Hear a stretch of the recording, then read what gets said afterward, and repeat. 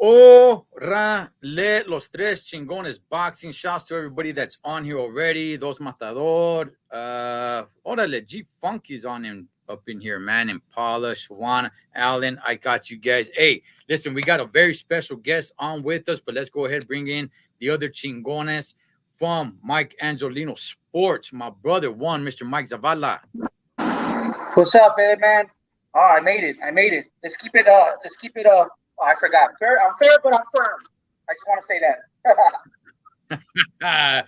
You know what? I like that. I'm fair, but I'm firm. We're definitely going to get into a lot of that, man. Oh, yeah. Hey, let's bring in, some people ask, hey, who's the biggest chingon out of los tres chingones? Even though he'll never admit it, let's bring in el gran chingon, el mero one, Mr. David Contreras.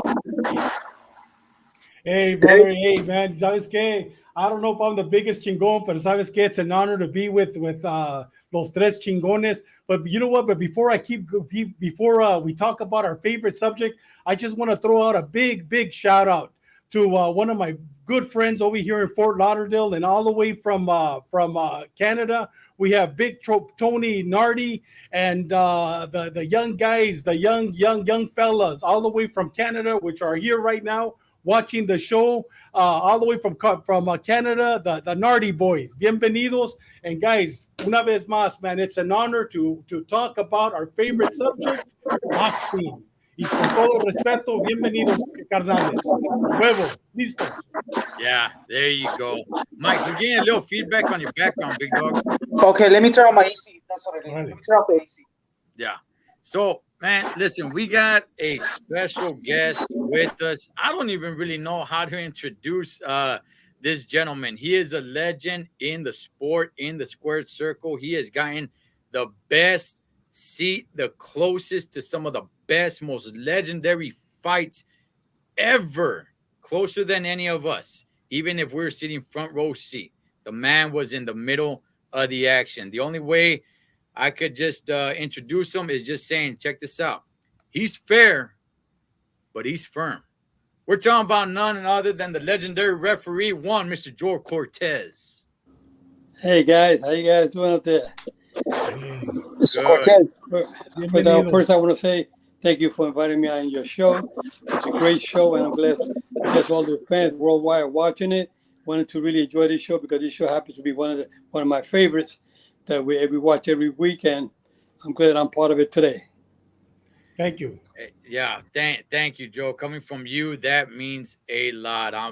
We've been big fans of your work and what you've been doing for many years. My goodness, I can't even actually remember the first time I saw you referee, but I always remember, right there, right in the middle of the ring, you grab the fighter's gloves and say, remember, guys, I'm fair, but I'm firm. And boom, man, that's how I knew. Everybody's got their catchphrase, let's get ready to rumble and everything. But when you said, I'm fair, but I'm firm, I knew it's go time. It is go time. Well, let me tell you, people ask me, Joe, what do you come up with that catchphrase, fair but firm? It happened to be like a show like we're doing today. One of the commentators asked me, one of the hosts said, Joe, what does it take to be a good referee?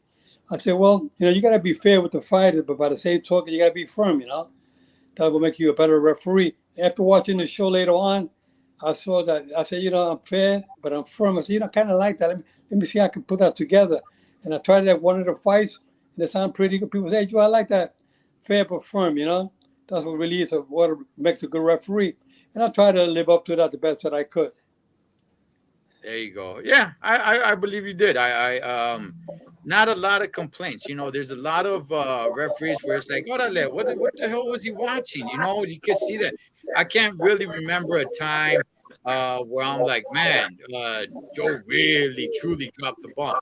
There's definitely a controversial fight how it ended, but we'll definitely get to that. So with that, David, anything, brother? Yeah, Joe, everybody that knows you, that has seen you, knows the Joe, the referee. But very few people that know you don't know that you were actually a professional fighter.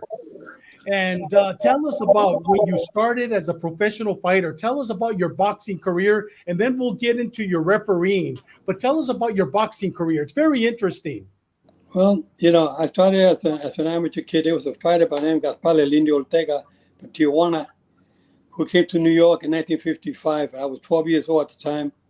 Most of you guys probably were not even born yet. If you were, you were babies. And when I first got introduced to Gaspar Indio Ortega, he lived right next door to me in New York in Manhattan. And him and his brother El Sapo, there was El Sapo y El Indio, came to New York. And Gaspar Ortega was 19 years old. He passed away this past December at the age of 86. May he rest in peace. And he's always been like my guardian angel, always been watching out for me. He was my mentor when I started out as a referee, as a boxer back in the days. When I was in the amateurs, my brother Mike and I were both Golden Glove champions. So I got into the game when I was 15. Then when I was 16, I won my first Golden Glove novice championship in Madison Square Garden with 15,000 fans at the old Madison Square Garden. So to me, that was an honor. It was a great feeling being in the Madison Square Garden ring. My brother Mike won the championship as well that night. And Gaspar Ortega was always the guy that was guiding me through, kept me on the right. If it wasn't for Gaspar Ortega, I don't know where I would be today, because Gaspar is a fellow that I needed in my life, because I come from a single parent home. And Gaspar Ortega was there at the right time, kept us off the streets, kept us saying, you guys got to stay involved in doing things that are more positive. And then, so I got started with the Boys Club of New York, because Gaspar said, Joe, you guys are jumping. We were jumping from one building to the other, jumping alleys from one roof to the other roof. So you guys are crazy, You guys can't be doing it. You guys are going to get killed jumping building to building, And he said, get involved with something more positive. So my brother Mike started first. Then I went in when I was 15. And I fought at the Golden Gloves a total of from 1960 to 62. Those 2 years, actually it was 2.5 years. And I won a total of 6 Golden Glove championships: the New York, the Easterns, the Nationals, the Spanish Golden Gloves. I had a 43-2 record as an amateur, losing 2 decisions. One in Canada, where I represented the United States for the international tournament against Canada. 2 judges gave me the fight, and 3 gave it to the French Canadian right there in his hometown in Montreal. And I put the kid down twice. A fellow by the name of Marcel Berfet. Marcel Berfet, if you're watching the show, I'm still looking for you. I want that rematch right now. But anyway, I was 70 years old at the time. Then I turned pro when I was 18. And after winning all those championships, the Spanish Golden Gloves was part of the Golden Gloves tournament I was involved with. But I turned pro when I was 18. And I was fighting my 5th pro fight against a kid by the name of Georgie Foster in Madison Square Garden. It was a 6-round fight. My brother Mike was fighting that night. And I called in sick because I had the flu. But then at the end of the day, I felt much better. There was a matchmaker by the name of Duke Stefano. I called him up. I said, Mr. Stefano, I feel better now. Is it possible you can put me on the card? He said, Joe, you calling sick. You have to weigh in this boy. The doctor didn't pass you. But he said, you feel better? I said, yeah. So you come in, the doctor said, you're okay? We'll let you fight. So I went in, they checked me out. I said, yeah, he's okay. You feel good. I was 18 years old. When you're 18, you're very aggressive. You want to keep going. So anyway, I went and fought, and I lost a decision. And that was the only fight I lost in the pros. But I got so upset, I joined the U.S. Army, got into the Army, and you got on the boxing team. and just work out with them. And that's what I wanted, because I was so young, 18 years of age. They said, "Oh, we got a good kid for a boxing team here in Fort Hood, Texas." And I said, "Well, I'm ready for a pro." They saw me sparring with these guys. They said, "No, wait a minute. You're fighting pro. You can't be on the team." I said, "Yeah, I just want to work out, keep myself in shape." They said, "Okay, you know what? We can keep you on. Maybe we'll talk to the lieutenant. Maybe we can make you a coach." So they made me a coach on the team. I was able to still train with them, and I was also able to fight some weekends. I would get away and fight professionally, and I would fight in Mexico and Laredo and Juarez and other parts of Mexico. We even went to Hawaii a couple of times. In Fort Hawaii while I was in the military, and they said, "Joe, you're okay, but not on the U.S. boxing team." So when I came out of the Army, now I was 20 years old. I continued my professional career, and I was fighting on and off. I wasn't getting many fights. At that time, fighting as a bantamweight, I wasn't getting enough fights. I got discouraged at the end. I was about 26 years of age. They said, "I'm going to pack it in." I packed it in. I got myself a full-time job because I had 2 kids at the time. I got myself a full-time job, and I went out to work in Puerto Rico. I was born and raised in New York, but I went to Puerto Rico to work for 8 years at a hotel in the hospitality business as a hotel administrator. And there I met a man by the name of Pat Bashir, who was a guest at the hotel, who happened to be the referee when I used to box in the Golden Girls in New York. He said, "Joe, you move back to New York, give me a call. We go out for lunch one day." The following year, in 1977, I moved back to New York, and I gave him a call. I said, "Pat, I'm here in New York again." He said, "Joe, why don't you get involved with the Police Athletic League? We'll get you involved with the Youngsters Police Athletic League program and see what happens." I started working in the Police Athletic League, and then the Golden Gloves was right around the corner. They signed me up for the Golden Gloves. After the Golden Glove tournaments, I got to do 2 championship fights that same year that I just turned amateur. 6 months into the game, I get a call from the New York State Athletic Commission, a Deputy Commissioner Frank Morris, and said, "Joe, watching you at the fight last week," he says, "I would like to see if you turn pro." I said, "I've only been doing this 6 months, Mr. Morris." He said, "Joe, don't waste your time in the amateurs. You got talent for the pros. We'll work with you." And little by little, they got me working. A year and a half later, I'll do my first fight on national TV, main event on about Phil Foreman in Madison Square Garden. No, it was upstate New York. Hey, And Joe, after that, they kept me working in Madison Square Garden. Joe, let me interrupt you about something before I forget. Those of you that don't know, but you actually lived in Tijuana, in Colonia Morelos. Remember we were talking about that? Yes, yeah, I lived. A lot of our listeners are from Mexico, from Tijuana. Nobody knows that you lived in Tijuana. Tell us about that. That's very interesting. Those of you South that talk about Tijuana, tell us about that. En la Colonia Morelos, Capelito Ortega se crió en la Colonia Morelos y él me dijo, "Joe, te voy a quedar en Tijuana un tiempito a ver cómo hacemos aquí ese sparring y poco a poco te vamos a pelear aquí en México." And that's the way it started. So I started fighting in Mexico. I had a total of about 6 or 7 fights in Mexico, which is not recorded at the time. They record the main event, but they didn't record the other card. That's why BoxRec has me for 11-1, when technically I had 18-1 as a professional. 18-1, yeah. But anyway, I remember one day I was in Monterrey, Mexico. Lived in Tijuana. One day I was in Monterrey, Mexico, fighting a fellow by the name of Cantinflas, Barrio Moreno Cantinflas. He came, I was sitting down after I finished my fight. Gaspar Ortega was fighting a fellow by the name of Álvaro Gutiérrez, el Campeonato Nacional de México, y pelearon un empate. It was Gaspar Ortega, Álvaro Gutiérrez, and then I fought another card, and they call La Botana, the first fight of the card, and a four-round fight, and I won by knockout in 2 rounds. I knocked this guy out. When I was sitting down watching the main event, Gaspar Ortega, I got a tap on the shoulder, I turned around with Mario Moreno. Cantinflas said, "Tú vas a ser campeón mundial algún día. Me gusta tu estilo." He liked to wear a badge and had a good left foot. And you imagine that Cantinflas. Cantinflas, we won another meeting him. And the next day we were watching him. And I say Plaza de Toro, we were watching him, with his car baby with little small bulls. And he would come out there dancing. He's a comedian. He was a real funny guy. But it was an honor being out there. And the great experience being in Mexico. And I have a couple of godchildren from Mexico while I was there. It'd be a godfather, Puerto Mexicano. I said, sure, you know.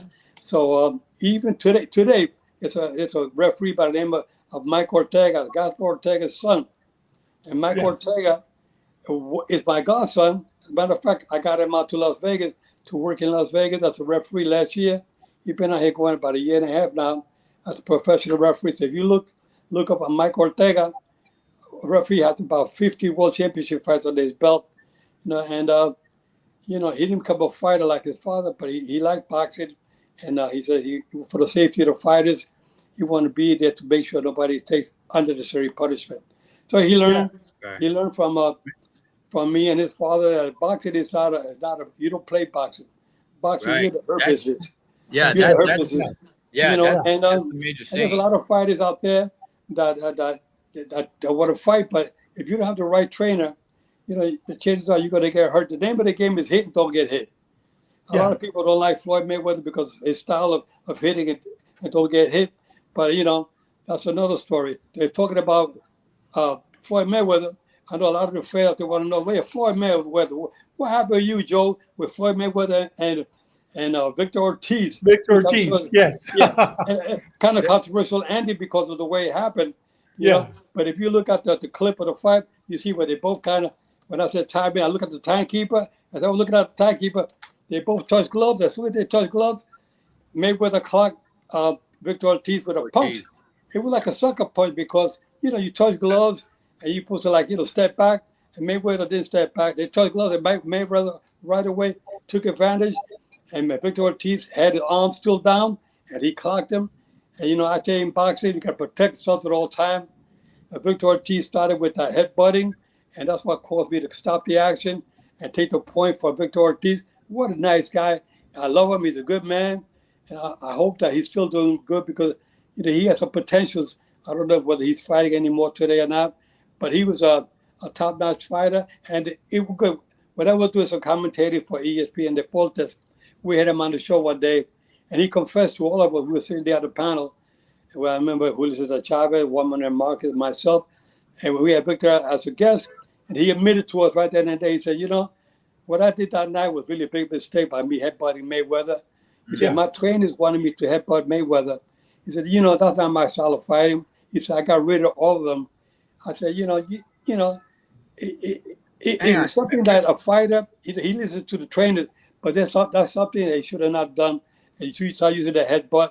And that's what caused this whole controversial ending by the touching of the gloves and whatnot. Mr. Cortez, hang on.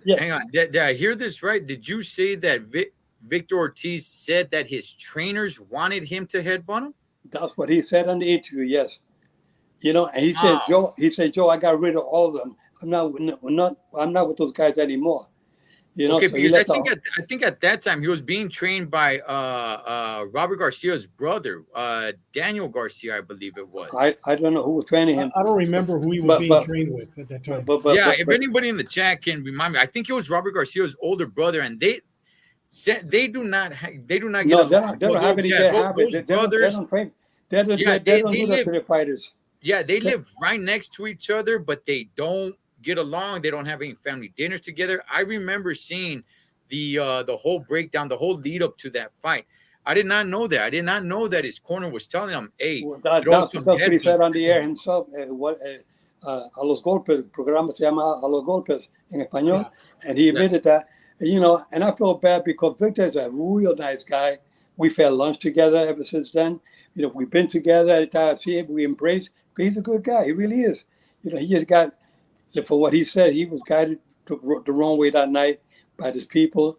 You know, I guess he was feeling the pressure. But all I can say about Victor, if you're listening with your family, you are a good man. You've always been a good guy. You will continue to be a good guy. Keep giving to the community and helping those kids out there. I know you're the kind of a guy with a good heart. Hey, Joe, let me ask you a question. I know we can't go back in time and we can't talk about what if, but do you think if it would have been a different fight? Because, I mean, Victor was very fast at the time and he also had a lot of power. Do you think that if he would have fought a clean fight, it would have been, I know it would have been a different fight, but do you think he would have given Floyd Mayweather a great fight that night if he would have fought fair that night? Yeah, you know, let me tell you what happened. You know, he was not winning up to that point. He was feeling the pressure. But you know, in boxing, all it takes one punch. If Victor had the punching power, he could put you down. You know, a matter of one punch, a good hit, he could hurt Mayweather, and it could have all turned the other way. You know, I wish it would have been a clean fight, and that would never happen. You never know. I mean, anybody can say what if, but you know what? I would have given him a chance because he had a kind of ability to be a good fighter, and he was a champion at one time. Mr. Cortez. Well, at that time, I know now it's hindsight, and hindsight's always 2020. At that time, boom, you know, you said break, no punch. It is protect yourself at all times. Mayweather hits him with 2 clean shots, knocks him down. At that time, was your reaction immediately, okay, let me start counting? Or was there a second right there where you're like, okay, hang on. No. Let me see what I'm going to do. Should I take a point away from Mayweather? Because I was just taking a point away from Victor Ortiz for headbutting. Yeah, but what happened was that Mayweather didn't do nothing illegally. The only thing he did, maybe not good sportsmanlike conduct, was that, you know, you touch gloves. As soon as you touch gloves, you normally will step back a little bit, you move around, but you're not going to get up there. And as soon as you touch gloves, you clock him right away with a left hook and a right hand. You know, it's like a sucker punch. You know what I mean? It was Larry Merchant said it best. It was a legal sucker punch. You know, which we don't to see in boxing. You know, that's what the fans say. You know, hey, come on, dale un chance, dale una oportunidad, porque si eres tan bueno, porque tuviste que utilizar esa táctica. That's what the Mexican will say. Or anybody in boxing will say, give him an opportunity, give him a chance. You know, Floyd, if you're that good, why do you have to do that? But that's the name of the game, is protect yourself at all times. And Victor Ortiz, like I said, thank God he didn't get hurt seriously. You know, he still got his marbles together. He's sharp. And I think whatever you're going to do in life, you're going to be okay, because he is a good man. Yeah, and I agree with what Shauna's saying right here. It didn't really matter. Floyd was going to win the fight. I mean, I think it was, 4 rounds the fight went. And you could easily see that Floyd was just levels above Victor Ortiz. It's sad that the fight ended that way, but to me, I didn't see any other result happening. Floyd was still gonna win. I really felt bad for Victor, because you don't want to see a fighter lose a fight because with an ending like that. All of that maybe could have been avoided if he would have brought his guards up, and it all would have been avoided if he didn't hit that with the headbutt, because the headbutt was started at all. That's why they had to stop the action. That's why they had to take the point. That's when Victor Ortiz hugged him the one time. He kissed him on the cheek a second time. He hugged him again. I said, all right, come on. Yeah. You know, and all of that led to him getting hit with those punches. If he would have not started with that headbutt situation, the fight, you never know, the fight could have been a different ending, you know? You never know. Let me get a question right here, man. I know I don't want to hog all the time, David. First of all, shout outs to our other Chingon, one Mr. Mike Zavala. He was having some technical difficulties. I don't know if he's going to join us or not, but hey, man, shout outs to our brother Mike Zavala. Mr. Cortez, man, I mean, we'll be on here all night. I just got so much to ask you, but let's talk. What can you tell us about one Mr. Ernie Shavers, who just passed away? I mean, the guy was pretty legendary. He was never really mentioned with all the great heavyweights. The only thing, it was before my time. All I can do is go back on YouTube and watch old fights. That's how I saw the Muhammad Ali's. That's how I saw the Fraziers, all, afterwards. But Ernie Shavers was one that I always heard. Nobody hit harder than Ernie Shavers. What can you tell us about one Mr. Ernie Shavers? May he rest in peace. First of all, him and I were good friends. We became friends in Las Vegas way after he was retired from boxing. He used to come to my house where I have a professional boxing ring. And we would work out there with him. He used to like to stay in shape. He was never out of shape, even though he was retired. I remember I would put the mitts on, and he would punch. I mean, I can feel it every hit with that right hand. I can feel those punches harder, because I used to do the same thing with Leon Spinks. May he rest in peace. He passed away February of last year. He used to come to my gym once a week, and Ernie Shavers would come like maybe twice a month. Not as often as Leon Spinks. But when Ernie Shavers would be there, he was such a gentleman. He was so gentleman-like with all my friends, my daughters. with everybody in the house that he would come and spend the weekends there watching the fights with us. I just spent some time to everybody wanted him there because they say, come on, Joe, invite Ernie, invite Leon Spink, because these guys, such class act guys, good guys. But the reason why he has a baseball cap and on top it says his name Ernie Shavers, hardest punching heavyweight in history on his baseball cap, it was because he was, when he fought Muhammad Ali said, the hardest hitting puncher in the heavyweight history is Ernie Shavers. I mean, Ernie Shavers, there was a front page on Sports Illustrated of Ernie Shavers hitting Muhammad Ali with a wicked right hand. You know, I mean, you can see that he shook the wits out of him and with the wicked punches that he would throw. And Ernie Shavers was, you know, a glass act guy, kept us always in good shape. He had muscles on him that you can't believe. He had a natural ability with that punching power. You know, man, all I can say is, man, he rests in peace. Yeah. Yeah. Shout out to our boy G Funky, Shauna, YouTube name, Miguel, Hectic, Nasty. David, go for it, man, because I just want to keep going. Oh, I got 1,000 questions, but I'm gonna leave it at 2. Who's your favorite, Joe? Who's your favorite heavyweight of all time? That's question number 1. Okay, question number 1. You know, it's hard to say because you say Muhammad Ali was the greatest. Yes. You know what? Mike Tyson was also in that picture, in that, I would say, the same category. Muhammad Ali said the only fighter he will pay to watch fight will be Mike Tyson. Because, I mean, Muhammad Ali was a big fan of Mike Tyson. I mean, I remember when I refereed Mike Tyson against Larry Holmes, they introduced Muhammad Ali in the ring. And I remember him walking over to the corner and telling Mike Tyson something in the ear. You know, after Muhammad Ali got introduced to the crowd, he went over to shake his hand and told him something in the ear. I always wondered what he told him, you know. And years later, I said, Mike, what did Muhammad Ali tell you in your ear when he came over in that corner when you fought Larry Holmes? He says, Mike, kick his ass. You know, because Mike Tyson, because Muhammad Ali, you know, took a kind of a beating from Larry Holmes. Larry Holmes when they fought. Yeah. And you know, I mean, Larry Holmes really didn't have to take advantage of the situation, but you know, if you're in that ring with somebody, you will try to impress the fans and also say, you know, I beat the greatest Muhammad Ali. Yeah. But you know, Muhammad Ali knew that he didn't have the skills that he had when he was younger, when he fought Larry Holmes. So that's why, you know, Muhammad Ali said, kick his ass, you know. And, you know, that's good. Before you know it, I think with the 4th round, I had to stop the fight when Larry went down twice for the second time in that fight. I had to stop it, you know. You know, the fans got excited because Larry Holmes, he got up and then he got on his toes. And he started getting on his bicycle and getting a little fancy. And I saw all the fans get up and be like, yeah, like, here he comes, Larry Holmes. Well, he was dancing pretty until he hit the canvas again. Yeah, Tyson really. Because, you know, I mean, Larry Holmes has such a great jab. He had one of the best jabs in the history of the heavyweight division.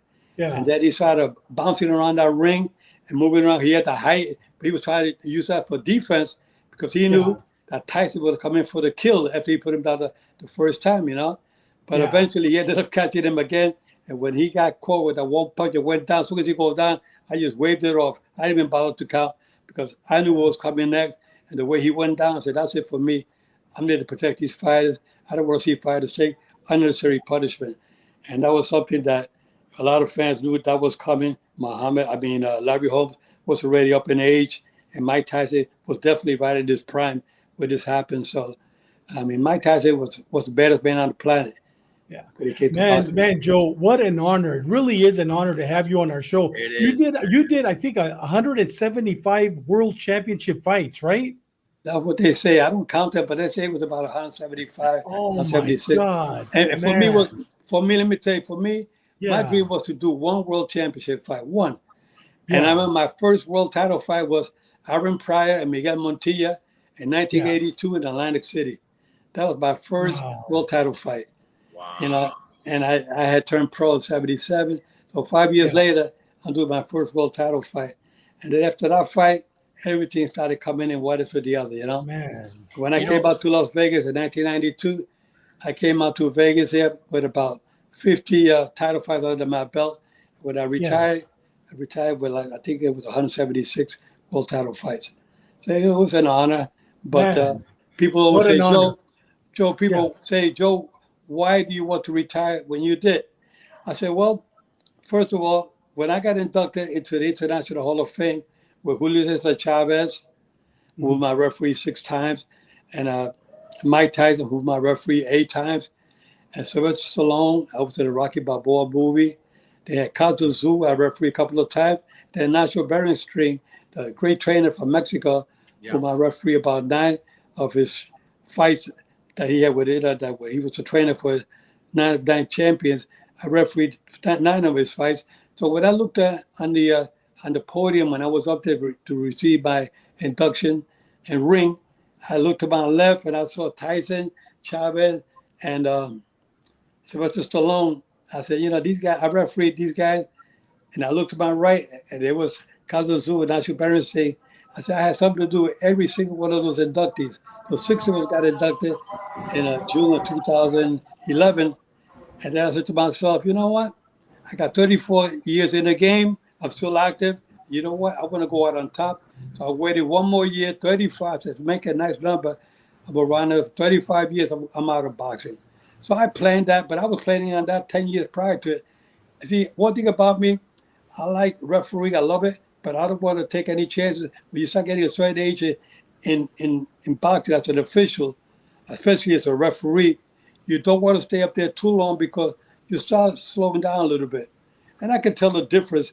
Not that I was slowing down, maybe a tiny bit, but I felt, you know, I have no ego. I did it all. I've been inducted to 4 Hall of Fames.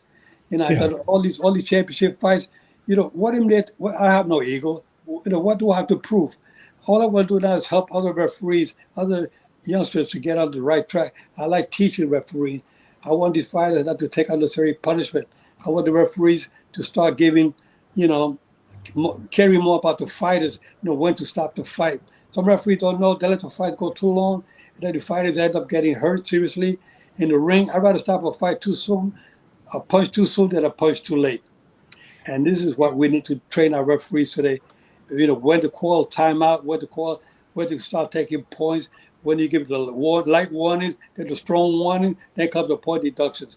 You know, we got some great referees out there in the world today that I look up to today, and I'm glad that they're doing what they're doing. But I want to continue teaching these guys because there's always room for improvement. I don't care how good you are, you can always learn whether you're a commentator, you know, or you're a referee, a judge. There's always room for improving. And I think I want to share all my knowledge and wisdom with all these officials that are out there coming up and those that want to be referees, how to start with the amateurs, you know, and then how to every week, try to teach them with every fight that they have to become better and better. Because it always room Yeah. to improve and get better. Hey Joe, we have a good question from Dos Matador, one of our avid listeners. Man, welcome to the show, Dos Matador. He says, "How much does a top-notch referee make?" What does he get paid? Yes, the pay. Well, it depends, you know. Obviously, you know, Las Vegas and has some of the biggest fights in boxing. So there's always a better chance of you getting a better pay. You cannot, for me, I'd say the pay you get from boxing is not enough for me to say I'm going to retire on because you just don't know. I mean, some fights could be 500, they could be 200, they can be 1,000, it could be 2,000, it could be 10,000, it could be 15, 20, 25. 30,000, depending, you know, what fight it is and how your commission operates. Not all commissions believe in paying the fighters, the judges and referee top dollar. I don't know why, but it used to be way back in the 50s and 60s. I mean, the referees back then, to Arthur McCandy said one time, the former one of the greatest Arthur McCandy referee for New York, said he used to get paid $500 to do Muhammad Ali and Joe Frazier. Now, who the hell ever said that kind of? But then again, there was not that much money in boxing. Today, you got fights that the fighters are getting $20, $30 million. Then you better pay those referees and judges a good sum of money, at least $25,000. So at least they're gonna say, if the fighters are making that kind of money, the referees and the judges, people want to know who's going to be the referee, who's going to be the judges. So that's very important. We'll pay them right, And I think that the referees and judges should be on the rotating system, and also depending on the skills, how your ring mechanics as a referee, how you move around that ring. That's why I say keep yourself in good physical condition. Even me myself at my age today, I may be getting older, but my body's getting younger. I like to keep myself going. I know one of you guys that was telling me, what are you, what policeman? And Yes, I want to thank you for your service. Yes. Thank you for your service. I think you did 30-some odd years with the San Diego Police, if I'm not mistaken. Yes. And thank you for serving. That's great. And you have to keep yourself in shape while you were there. And I'm sure that still today you could do some kind of workout to keep yourself, in good shape. It's so important, especially when you're in that ring. You have to be moving because you want to make sure that the fighters to take that extra punch where you can jump in quick enough. You can pull that trigger to jump in and stop it. And that one punch can be the devastating punch. You don't want to see these fighters be taken out on a stretcher. So, but like I said before, better stop at a punch too soon than a punch too late. Yeah, Mr. Cortez, let me ask you, and I see all you guys' questions, man. Second Matador. Mike was having technical difficulties. Dr. Phil's in here. Pomono Soul Sounds, what's going on, homie? We'll get to all you guys' questions, man. Joe, a few things. One, how does one train? Is there a school to become a referee? And two, have you ever been hit by a punch? No, I never been hit by a punch. Well, one time I got hit on my thigh. On my thigh. Oh, wow. That's talk about a low blow there, Joe. Yeah, I'm glad they missed the vein section. My family jewels didn't get hit. But let me tell you, if it was a punch from Mike Tyson, he was throwing a punch. Oh. And Mike Tyson was swinging that punch, and I jumped in. He had this fight up against the ropes. And just before he hit it one more time, I jumped in and I caught the punch on my thigh. When I got back to my hotel room, I was taking a shower and I looked at my leg. I said, what the hell, the big black and blue spot? When I looked at the replay, I saw that Mike Tyson, when I jumped in, that grazing punch that he threw, I caught it on my leg. Good thing it was on my leg and not on my family jewels. Oh, then man. I would be taking a shot by Mike Tyson right there. But I'm glad that last punch, I don't let the opponent get hit with that punch. That could have been a punch that could have hurt the fighter seriously. I didn't care if I took a punch or not. My thing was to jump in there. I don't want to see this guy get hit with that one last punch. That could be the deadly punch. Okay, and what is there training to become a referee? How does one get to become a referee? Well, actually, if you're young amateur, you got to start with the amateurs first. And start trying to do like I did. Go to the police athletic league and get yourself some amateur program, your local program, and find out if they can use somebody. Go to your local gym, but in case of sparring in the ring, see if you go there and move around with them, get a little feel for it. Then when they start doing these tournaments, you get involved in the amateur tournaments like I did. And then once you get yourself in there a couple of years working the amateurs, then you can see if the commission has an opening, you apply for your state commission to see if they will consider taking you in as a professional referee.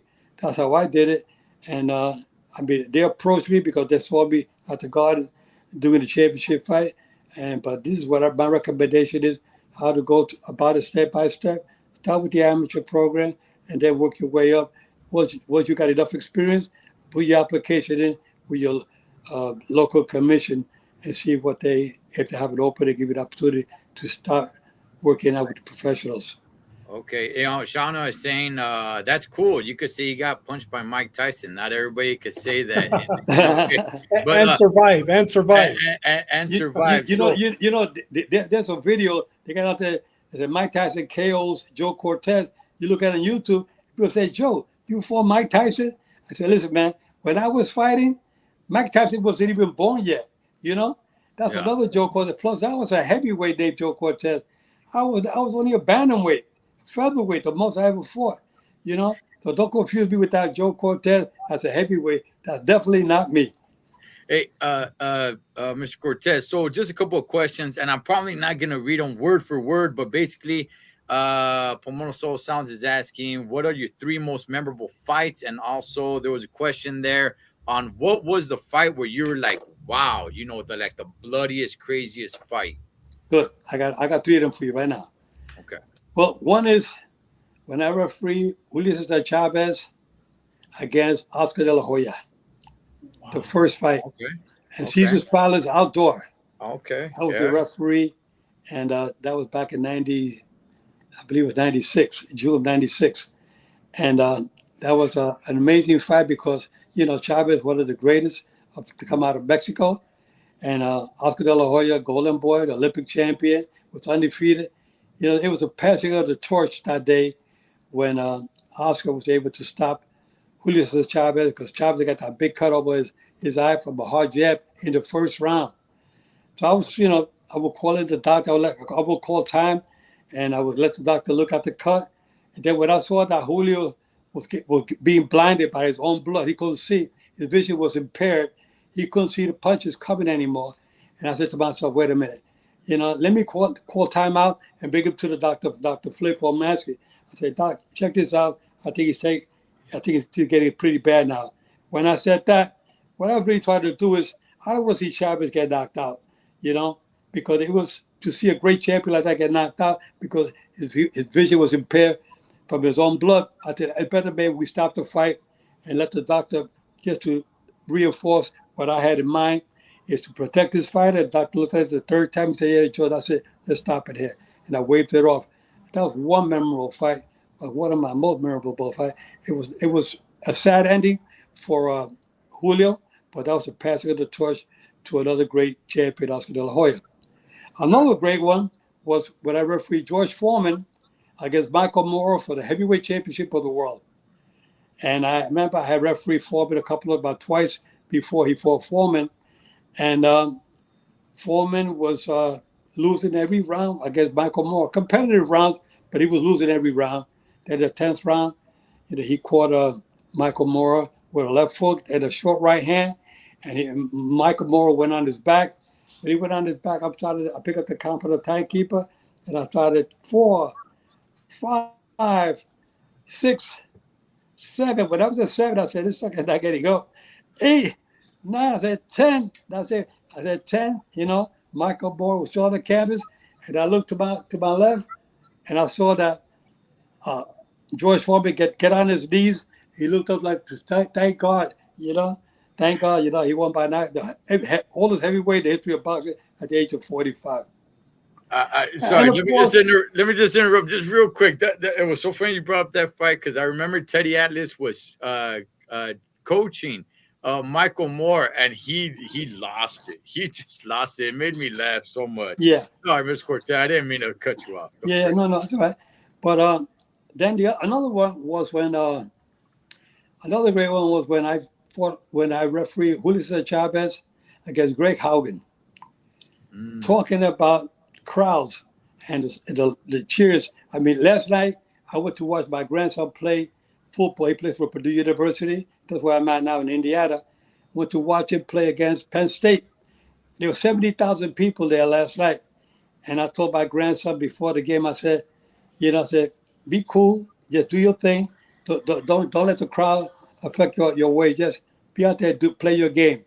They didn't use them as much as I wish that they would have. But anyway, going in to do the Chavez fight against Greg Haugen, there was 136,000 fans. That was twice the amount that was there last night, 70,000 at the stadium. 136,000 fans. You walk into that arena, and when I walked in there and I got to the middle of the ring, I looked to my left as far as I could see. I looked to my right. And I can tell you that it was unbelievable. The cheering when Julio Cesar Chavez was coming out of that dressing room into the ring, I had to cover my ears because it was so loud, the cheer of 136,000 fans.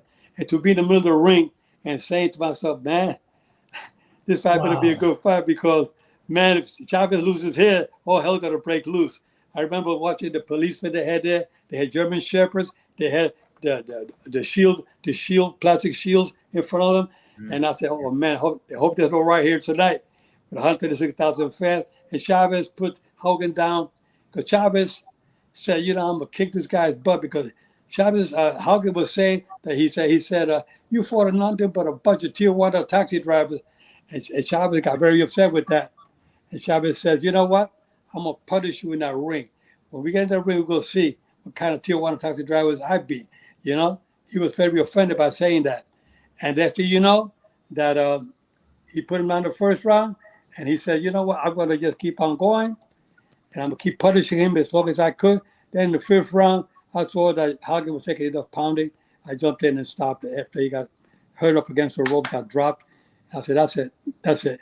And then Chávez said, ahora sí tiene otro chingón aquí de los mejores. Yeah, don't underestimate the Tijuana taxi drivers, man. They some of them go down. No, you can't say that about Chavez. Chavez fought the ball, What a great one. What a great champion. And I'll tell you, he's really an inspiration to a lot of folks, not only Mexicans, but everybody around the world, of his talent and his boxing skill that he had. And of course, I did him against Whitaker. And I mean, it was amazing when he fought Whitaker, 65,000 fans stadium at the Alamo Dome in Texas. So, I've been in some great fights. I've been telling you, but Roberto Duran, when he beat Irad Barkley for the middleweight championship of the world, I refereed that fight. That went the distance in Atlantic City. And I mean, it was a great fighters that I've been involved with. Sometimes I got to pinch myself. I can't believe sometimes some of these great fighters that I referee.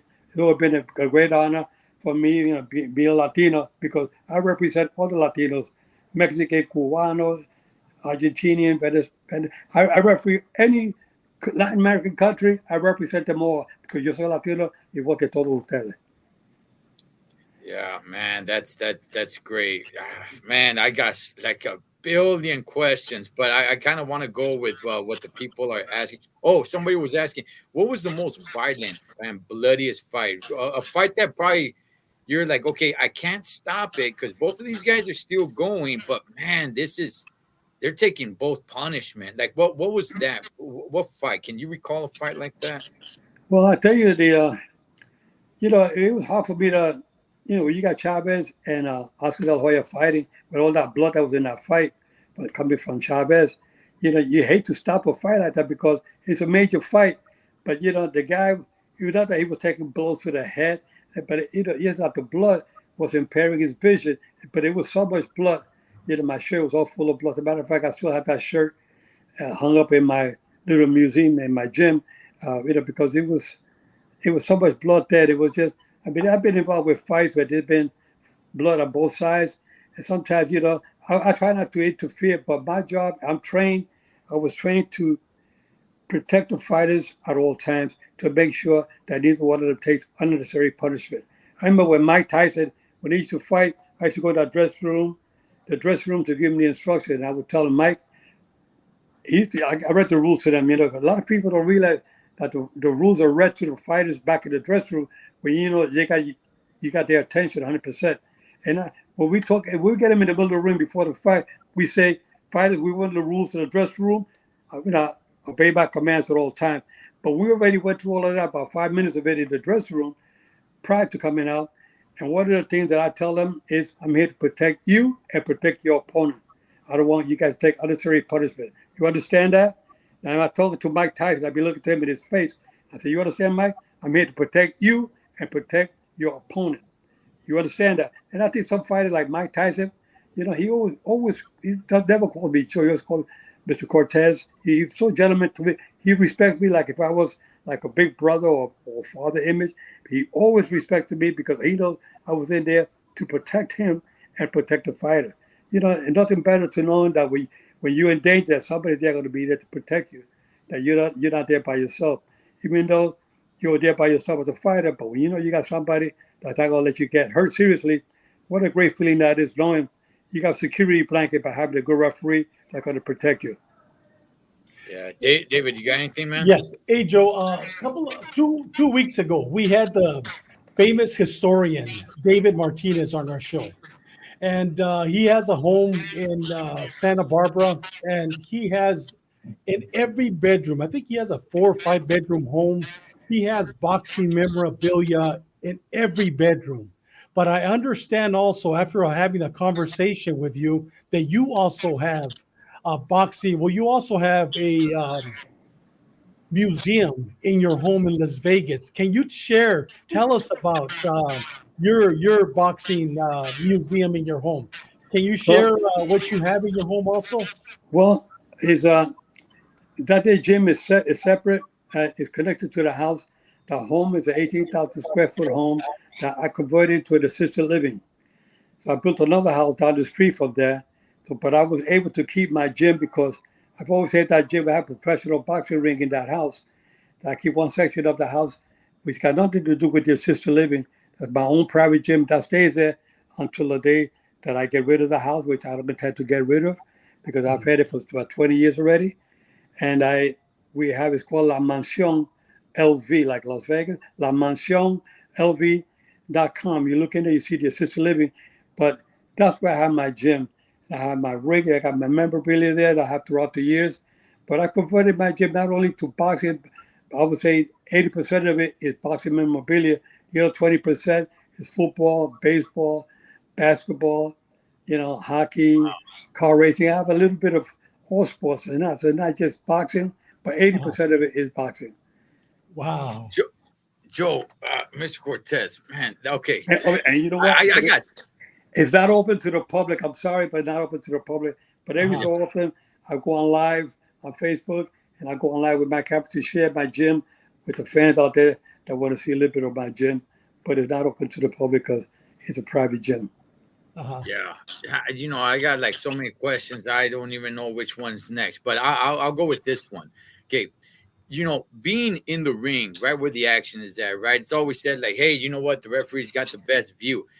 I want to ask you, does the referee have the best view? Because sometimes I'm like, you know what? If you're too close, sometimes being a little bit more back, you probably have a more, bird-eye view and seeing the action in full. How good can you really see something if you're refereeing a fight and then later on you go back and you watch it, you're like, oh, you know what? I actually saw it better here either on television or just as a spectator when you just sat being a fan or when you were a judge. How good are you really capturing everything while you're in the ring in the action? Good question. That's a good question. I'll tell you that one of the things that I would say that when I was refereeing, first of all, I couldn't enjoy the fight, but I was able to see the fight better when I kept myself a little bit not too close to the action, but about a good 5 or 6 feet. When they were fighting, I'll be 5 or 6 feet, from the fighters, just enough so I can see the a better view of the picture. If you're too close, you're gonna miss. You may miss a low blow, But if you step back a couple of feet back, you're gonna see that you can capture the whole picture a lot better. And I've trained some referees who had some issues in the past by missing a lot of low blows and being criticized by commentators. But what if the referee is missing all these low blows? Then I got that referee. I said, listen, you know what?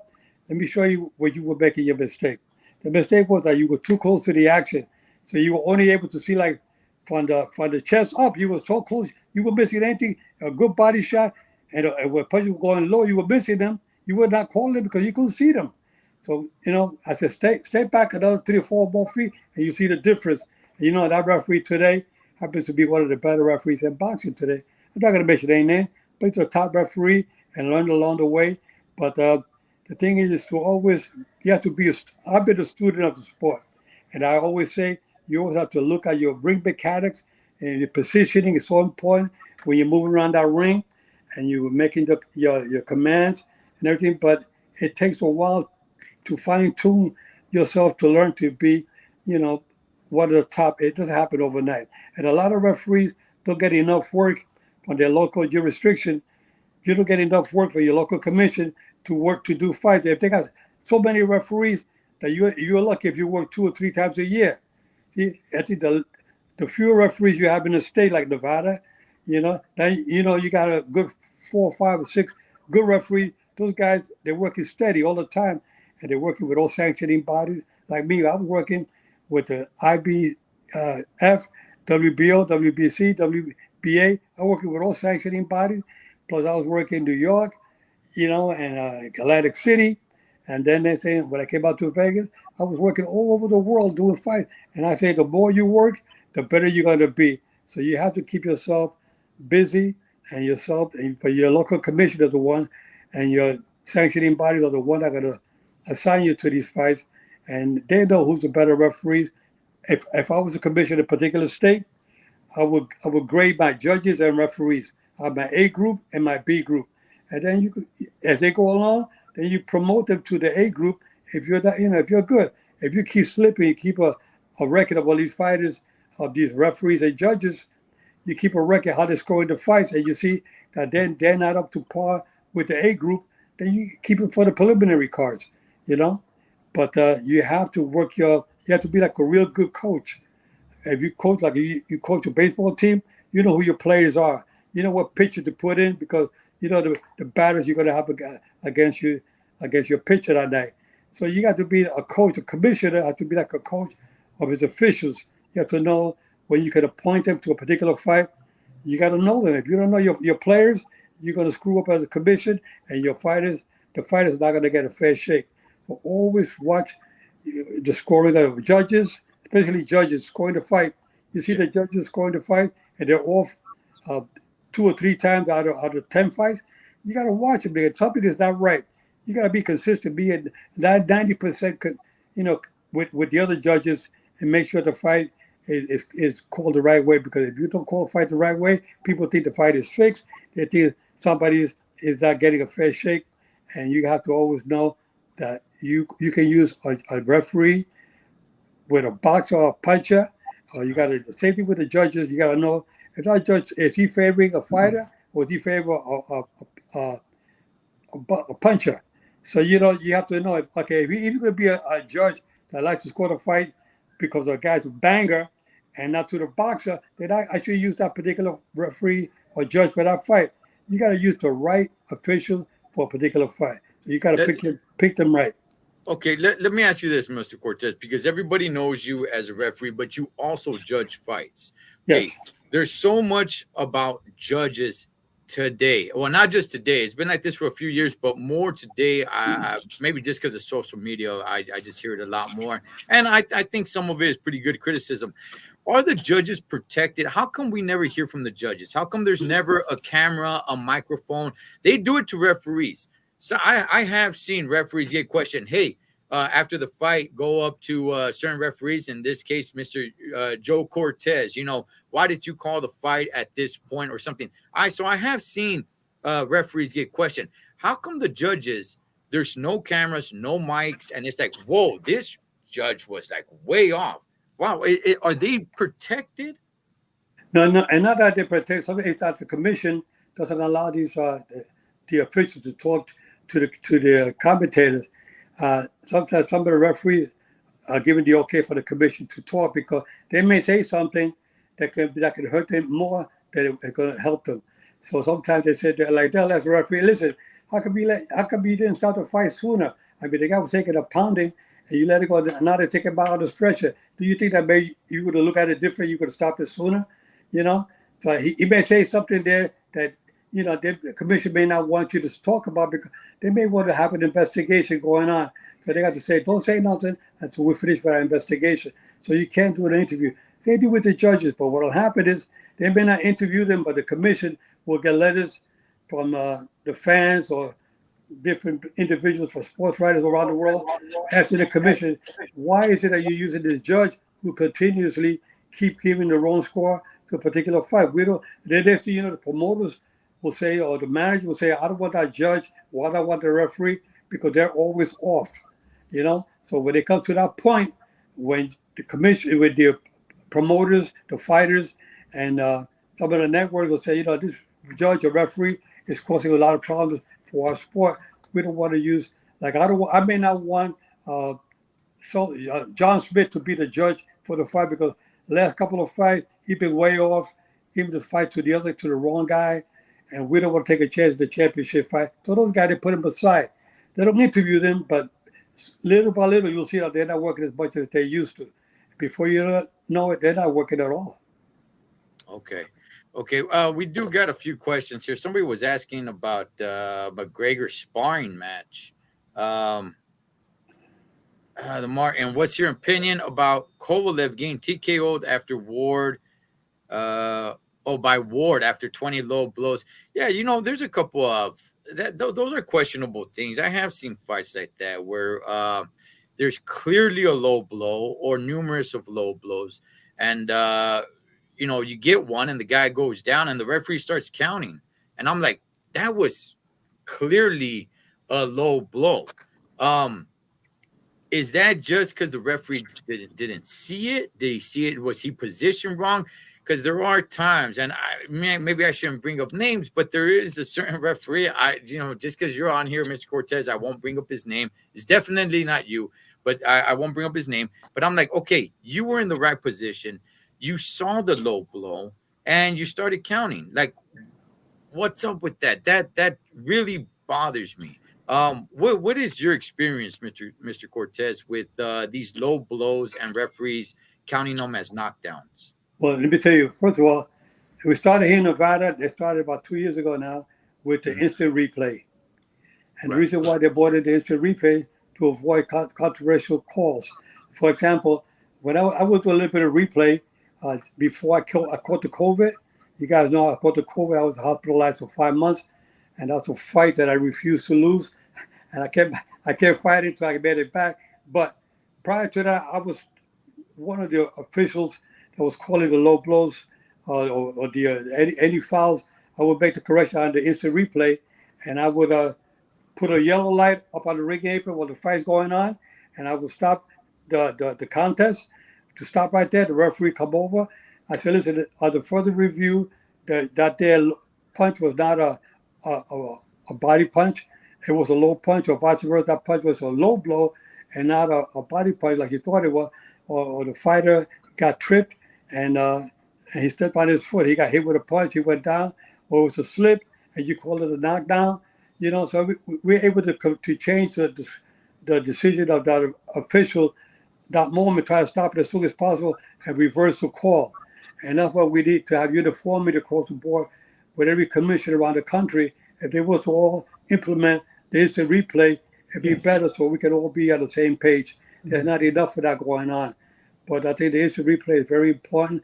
And I also thought about, I know you guys read in the past, I was talking about the Cortez 2020. The reason why I call it Cortez, I created a program that I did a study with raising the position of the judges a little bit higher, because at home, you're watching the fights at home, and you get better view because the cameras are higher. And you can see better looking down. They'll try to look up, and the ropes are in your way, and the lights are in your way. You can't really, sometimes you miss a lot of those punches.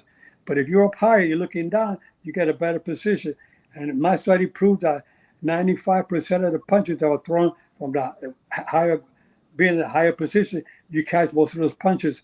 And the judges that were in the study with me, I put 3 at the top and 3 at the bottom.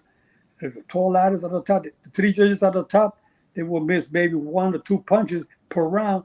While on the bottom, they were missing anywhere from 9 to 15 punches around in the same round, but different positions. You can see that my position of having them higher. That's why in tennis they have the referees there. They are the high chair. They can look down. They can see where the ball hits the line because they can't see it at a low level. But if you're higher, you can see down. You can catch all the punches. So I think that one day, Mauricio Suleiman one day promised me that they're going to start utilizing that their study, using that maybe with preliminary fight to see, and they can do a study and pick that. Yes, it is working with the preliminary fight. We should bring it for every fight, making sure that the judges see more accurately, better upstairs than downstairs. Hey, Joe, I have a quick question. Those 2 recommendations that you just made, will there ever be a federal law enacted that all the states and all the commissions will have to follow those 2 recommendations? There is no federal. There's no boxing czar. Let's put it that way. There's no boxing czar in the sport of boxing.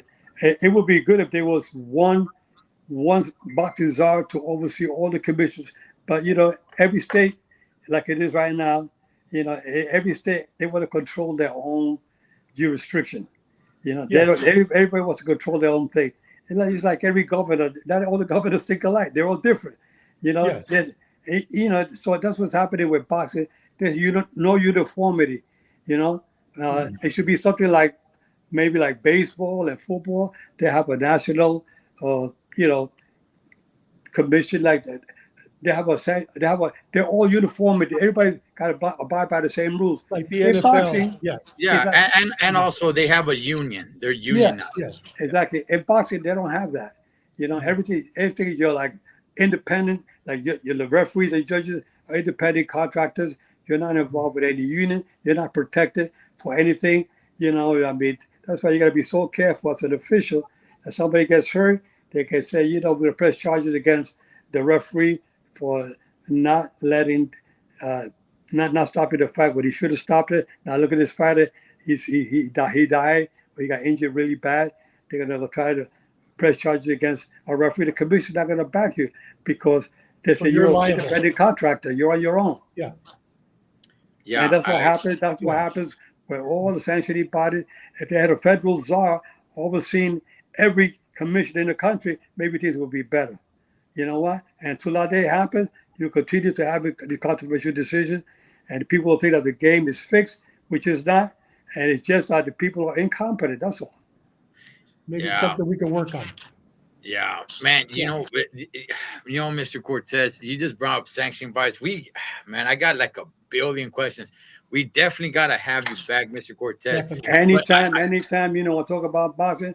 We'll talk about setting up a sanctioning, a boxing czar, a federal thing. We should work on it because that's what's needed. We got to start making some changes for the betterment of the sport. Amen. But I do got somewhat of a fun question for you. Did you, or have you, or maybe still to this day, do you have a fighter or a trainer that ever got mad at you that said, "Hey, let's throw chingazos. I didn't like your call"?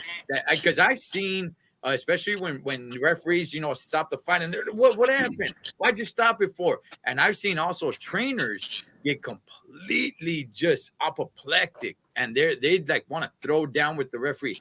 Did you at any time, or what was the most heated time where a fighter or his trainer or both, were completely upset at you? Where you're like, hey, I think I really never had a problem. I never even bring it up. To me, I kind of forget anything, but when it comes to that, but one time I was doing a fight in Yugoslavia, and it was a fight by them, Slobodan Kasha against Eddie Mustafa Muhammad. And I was a referee. That was in Yugoslavia. And the trainer for the Slobodan Kasha was Angelo Dundee. May he rest in peace. Good man. It was Muhammad Ali's trainer. And with that, when these guys were fighting, he kept yelling at me and yelling. They try to say anything to try to intimidate me, to take a point for the other fighter, for excessive holding or whatever it was that was going on. And he kept yelling and yelling. It was so much. I said, I was told referee, don't be intimidated by the trainers or the managers, or don't be intimidated by the crowd, because if you're going to be intimidated by them, you shouldn't be a referee. So, he kept yelling and yelling at me for whatever reason. He's holding too much, Joe. He kept yelling so loud. I said to myself, I'm going to put a stop to this. I went over to the corner. I said, Mr. Dundee, I'm going to tell you one thing right now. Because everybody respects Angelo Dundee, and rightfully so. But when it comes to refereeing, I'm in charge. It's not him. I'm not going to let him or anybody in boxing try to tell me how to do my work or try to intimidate me to start taking some points when I know that I didn't have to. But anyway, they try to do anything they can to get the edge. And I told him, Mr. Dundee, you continue yelling at me like this, you're going to be coaching your fighter for the dressing room. You understand? So I don't want to remove you from there, but if I have to, I will. Well, he shut up. I don't hear him all night long after that. But there was a time there was a fight was coming to Atlantic City, and I was supposed to be the referee. He had one of the fighters fighting. He said, I don't want that Joe Cortez. He insulted me. He's going to take it out on me. I don't want him. And they removed me as a referee for that fight that he was having his fighter to fight. They removed me, you see? And I said, what about that? Look at this, you see? All because of what happened years ago in Yugoslavia. But you have to have thick skin to be a referee, And like I said, you got to be fair with the fighters. But by the same token, you got to be firm. You know, don't take any nonsense. Don't be intimidated. You as a police officer, buddy, you know, I love my law enforcement guys. You can't let nobody intimidate you. You want to do your job. You know what you're doing. You do it your way and the right way. That's right. Wow. Hey, Joe, I'm going to call you in about 2 or 3 weeks. And we're going to have you on our Wednesday night Spanish show para hablar en español. Hay mucha gente que quiere oír en español. Unas 2 o 3 semanas. If you're available, vamos a hablar en español. Cuando tú quieras, día y noche, yo estoy disponible para hablar con todo. Muchas gracias, hermano. Gracias. Si habla en japonés o en chino, ahí no, pero en español sí. A huevo. Muchas gracias. Gracias. Con los mejores chingones que hay, ahí estamos. Ahí estamos. Vamos a ser 4 chingones. And Mr. Cortez, honestly, we definitely got to have you back. There's just so much to unpack here. So much. And, you know, you know where all the bodies are buried. You know, that's right. It's what a pleasure having you on. But we're going to end it with this one. Mr. Cortez, any last words to anybody who's watching now or will be watching this afterwards? Any last words from you, sir? Yeah, well, I want to tell you one thing is that I feel that what's happening in the country right now with all these youngsters, all these crimes that are going on from the East Coast to the West Coast, all over. There's crimes going on. We all have to get together. Us adults have to get together and come up with ideas to create programs for these young kids to get them on the right track, because you got to get them when they're in kindergarten. You know, get them when they're real young and start training them and showing them that we love them and we care for them and that there is hope for them. Because some of these kids are growing up without 2 parents. They have maybe a single parent or somebody that grow up from foster homes. We have to be the leaders. Tenemos que quererlo y ayudarlo en todo posible. And any way we can, tenemos que ayudar la comunidad latina a todos. Blanco, negro, sea lo que sea. Tenemos que ayudarle a todos para mejorar este país. We have too many crimes going on, but we got to help them all to get them all on the right track. So I tell you adults that are watching out there and young folks, give back to the community and pay it forward, because we love you all. Thank you, brother. Thank you. Thank you very much. That is one Mr. Joe Cortez, legendary referee. He is fair, but he's firm. Keep your guards up at all times. Oh, man.